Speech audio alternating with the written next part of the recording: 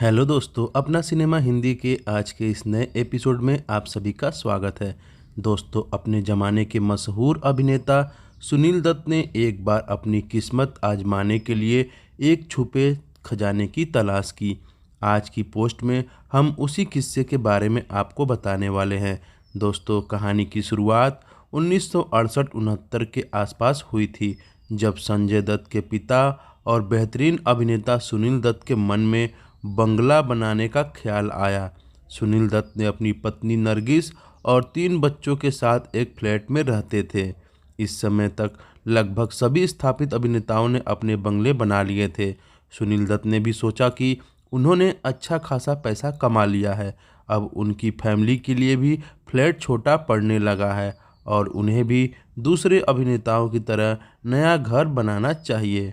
दोस्तों, बता दें, इसी के साथ ही सुनील दत्त ने बंगले के लिए ज़मीन ढूंढना शुरू कर दिया और उनकी खोज पाली हिल पर जाकर ख़त्म हुई। उस समय मुंबई का पाली हिल जंगल जैसा इलाका हुआ करता था।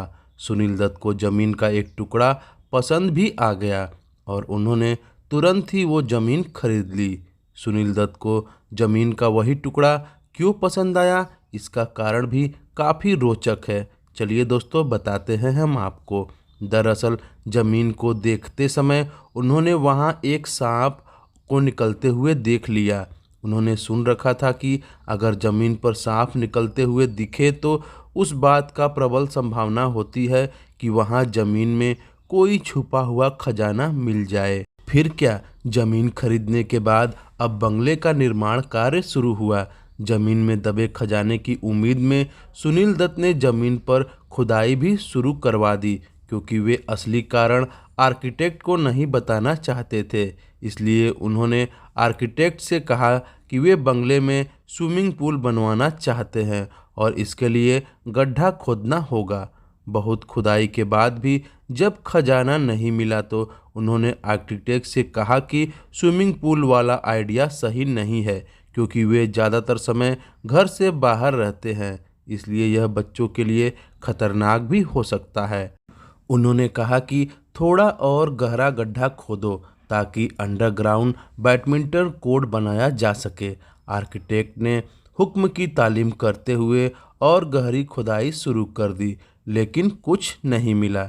ऐसे में दोस्तों, सुनील दत्त के मित्र और जुबली कुमार के नाम से मशहूर अभिनेता राजेंद्र कुमार ने सुनील दत्त और नरगिस को सलाह दी कि जब इतनी खुदाई हो ही चुकी है तो वहाँ movie preview and dubbing theatre बना लो। इसे भविष्य में फिल्म निर्माताओं को किराए पर दिया जा सकता है।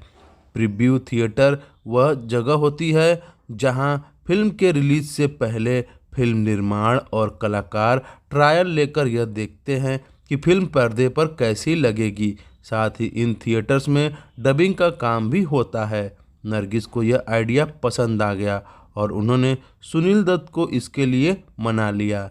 इसी दौरान सुनील दत्त रेशमा और शेरा की शूटिंग के लिए मुंबई से बाहर चले गए। रेशमा और शेरा सुनील दत्त की होम प्रोडक्शन फिल्म थी। सुनील दत्त और नरगिस की कमाई का एक बहुत बड़ा हिस्सा खर्च हो चुका था। एक तरफ बंगले का निर्माण में खुदाई के कारण बहुत पैसा लग चुका था, वहीं दूसरी तरफ होम प्रोडक्शन फिल्म में सुनील दत्त की डायरेक्टर के रूप में क्रिएटिविटी उनकी जेब पर भी भारी पड़ रही थी। फिल्म की लागत अपने निर्धारित बजट से बहुत ऊपर जा चुकी थी। ऐसे में दोस्तों, कुछ समय के बाद बंगला बनकर तैयार हुआ और फिल्म भी रिलीज हुई, लेकिन फिल्म को दर्शकों ने नकार दिया। रेशमा और शेरा एक फ्लॉप फिल्म साबित हुई। बता दें दोस्तों, खजाने की तलाश में उनकी जेब भी एक तरफ से खाली होती जा रही थी। बंगले और फिल्म एक साथ बनाने और बंगले में खजाने की तलाश की सनक के चलते सुनील दत्त और नरगिस की आर्थिक स्थिति बुरी तरह डामाडोल हो गई थी। नरगिस पहले ही फिल्मों में काम करना छोड़ चुकी थी और सुनील दत्त की उम्र भी 40 के पार हो चली थी और उन्हें लीड रोल मिलने कम हो गए थे। रेशमा और शेरा के बाद तो स्थिति और भी ज़्यादा खराब हो गई और काम मिलना ना के बराबर हो गया। दोनों के ऊपर बहुत कर्जा भी हो गया था। दोस्तों, बता दें, ऐसे में कैसे बदली खजाने ने किस्मत। ऐसे में किस्मत ने उनका एक बार फिर साथ दिया।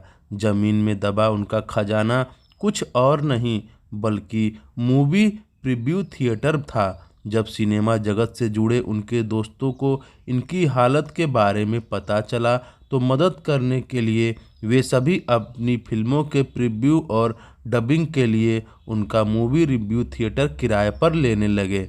इसी के कारण उनका थिएटर आने वाले फिल्मों के प्रीव्यू के लिए फिल्म मेकर्स की पहली पसंद होने लगा और सुनील दत्त साहब को आखिर ज़मीन में दबा असली खजाना मिल ही गया। तो ये थी दोस्तों ज़मीन में दबे हुए असली खजाने की तलाश की सुनील दत्त की रियल स्टोरी, जो उन्हें दोस्तों खजाना तो नहीं मिला लेकिन उनके द्वारा मेहनत की गई कमाई से ज़रूर दोस्तों मेहनत का खजाना उन्हें मिला। आपको ये स्टोरी कैसी लगी अपनी राय और कमेंट हमें बताना मत भूलिएगा। क्या दोस्तों आप भी पुरानी कहावतों पे विश्वास करते हैं कि ज़मीन में सांप दिखने के बाद गड़ा हुआ खजाना मिलता है? आपकी क्या राय है? अपनी राय कमेंट करके ज़रूर बताइएगा। वीडियो को लाइक करिए, चैनल पर नए हैं तो सब्सक्राइब करना बिल्कुल मत भूलिएगा। हम फिर मिलेंगे कुछ ऐसी ही इंटरेस्टिंग स्टोरी लेके। जय हिंद, जय भारत।